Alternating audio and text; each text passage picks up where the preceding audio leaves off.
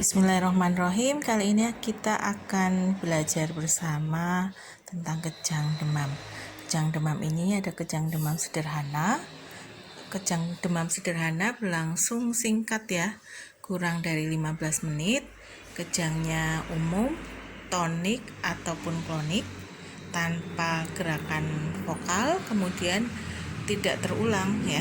Kemudian kalau kejang demam kompleks waktunya itu lebih dari 15. Kejang vokal atau parsial satu sisi umum, kemudian ada parsial dan berulang lebih dari satu kali dalam 24 jam.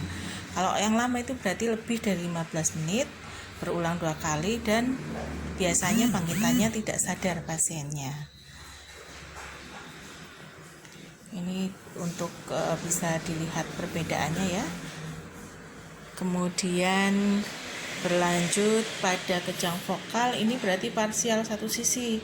Kejangnya bersifat umum didahului dengan kejang yang parsial. Nah, selanjutnya kita akan melihat bagaimana kejang itu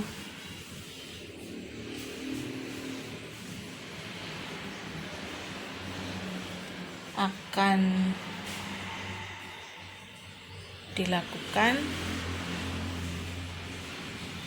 dasar diagnosis. Jadi dengan anamnesis, jadi 7 secret dan fundamental 4 ya, jangan lupa. Kemudian tanda klinis neurologis normal, pemeriksaan labnya diusulkan, misalkan darah rutin, glukosa darah, elektrolit, kreatinin serum ya, dan sebagainya. Kemudian fungsi lumbal, ini kalau untuk bayi kurang dari 12 tidak sangat dianjurkan. Kalau bayi yang 12 sampai 18 dianjurkan.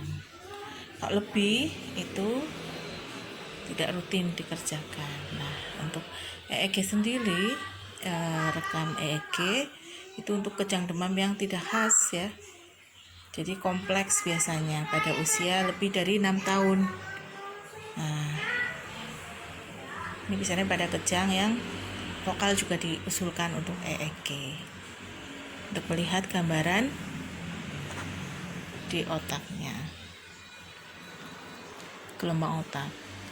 Kemudian apa yang harus dilakukan itu biasanya akan diberikan diazepam rektal ya. Ini bisa digunakan di rumah.